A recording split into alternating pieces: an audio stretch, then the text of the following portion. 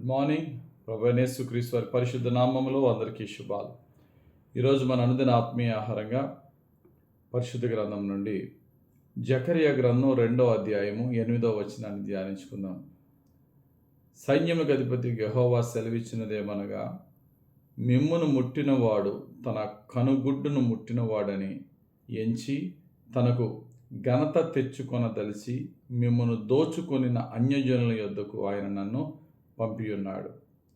గమనించండి, ఇక్కడ చదవబడిన వాక్యంలో మనం చూసినట్లయితే, మిమ్మును ముట్టినవాడు తన కనుగుడ్డును ముట్టినవాడని ఎంచి, దేవుడు మనలను ఆయన సొంత బిడ్డలుగా చేసుకున్న తర్వాత, దేవుడు మనలను సొంత బిడ్డలుగా చేసుకోవడం ఎప్పుడంటే, ఈ ఎందరైతే ఆయన యందు విశ్వాసం ఉంచుతారో, యేసుక్రీస్తునందు విశ్వాసం ఉంచుతారో, ఏ ప్రాంతానికి, ఏ కులానికి, ఏ మతానికి చెందిన వారైనా యేసుక్రీస్తునందు విశ్వాసం ఉంచిన వారందరూ దేవుని పిల్లలు అనబడుదురని వాక్యం చెప్తుంది.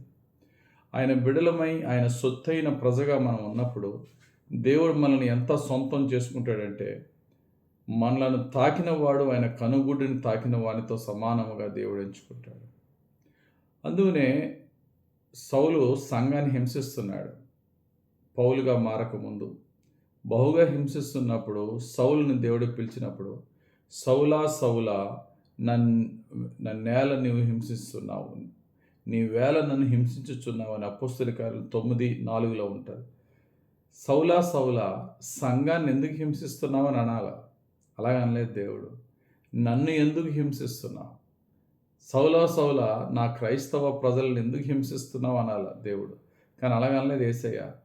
క్రైస్తవులను హింసిస్తే నన్నెందుకు హింసిస్తున్నావు అని ప్రభు అడిగాడు. అంటే అర్థం ఏంటంటే, మనల్ని హింసిస్తుంటే అది దేవుని హింసించినట్టు, మనకి మేలు చేస్తే అది దేవునికి మేలు చేసినట్టు.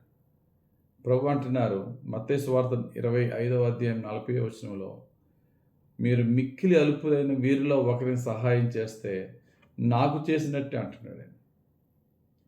చూడండి, అది చదువుదాం.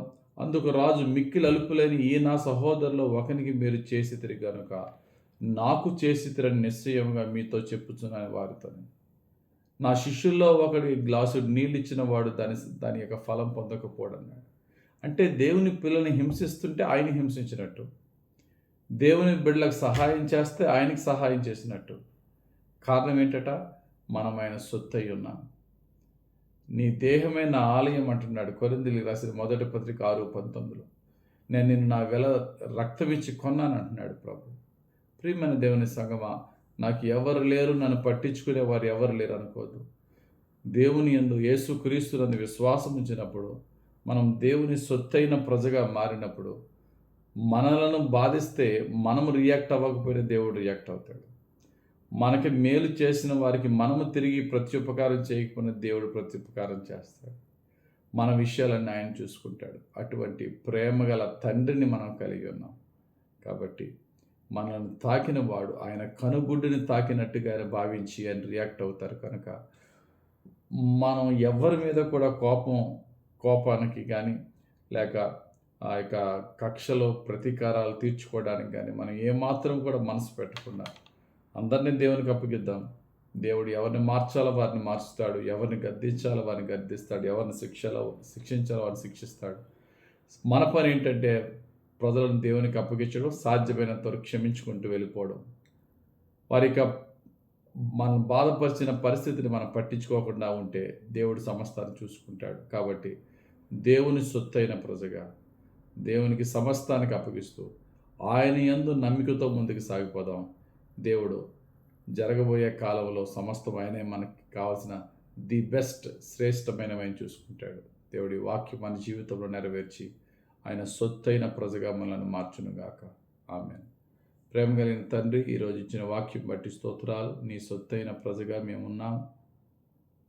మాకు హాని చేసే వారి సంగతి నువ్వు చూసుకునే దేవుడు కనుక మేము దేనికి భయపడకుండా ఎదుటివాడు చేసిన హానికి తిరిగి అతని మీద కోపము, ప్రతీకారము తీర్చుకునే ఆలోచన కూడా తొలగించి, అయా ప్రతి పరిస్థితిని, ప్రతి వ్యక్తిని నీకు అప్పగించి మేము సమాధానంతోనూ, నీ ప్రేమతో, నీ పరిశుద్ధాత్మతో ముందుకు దూసుకు వెళ్ళిపోయే భాగ్యం దయచేయమని, ప్రతి దినము, ప్రతి రాత్రి నీ రాజ్యానికి ఉపయోగకరంగా మమ్మల్ని నడిపించమని యేసయ్య పుణ్యనామంలో ప్రార్థించి వేడుకొంచున్నాం తండ్రి.